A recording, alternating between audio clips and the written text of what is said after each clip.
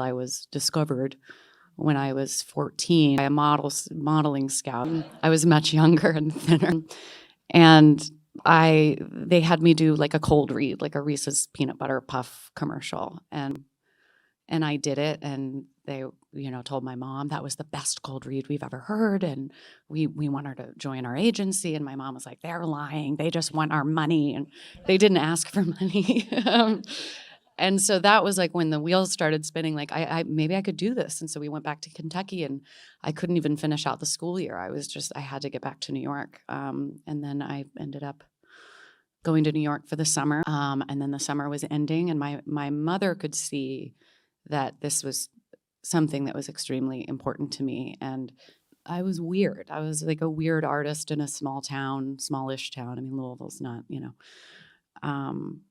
and she could see that I felt like I belonged and that I was happy. And so I think it was hard for her to agree with my dad that I should come back and finish out the school year. So my dad flew out to New York to bring us crazy people home. And when he got into the apartment, it was like a movie. Like my phone rang, and I had gotten the audition for the sitcom in LA. None of us had ever been to California, and they flew us out first class. And that was, and then that was the end of that.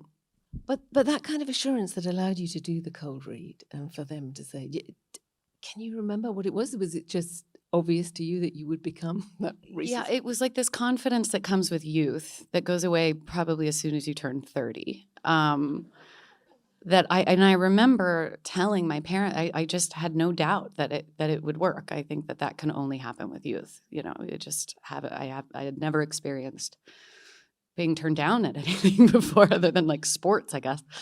But yeah, I did. I felt so confident and sure, which I guess made an impact on my parents, who had never really seen me that, driven to something. So who was, you had then presumably an agent or something, who was advising you on what to take? I'm interested in, because the first clip we're going to see is from sBone, which is an extraordinary independent film, but not in the realms of TV sitcoms or anything like that. So I'm interested how these things came across your radar.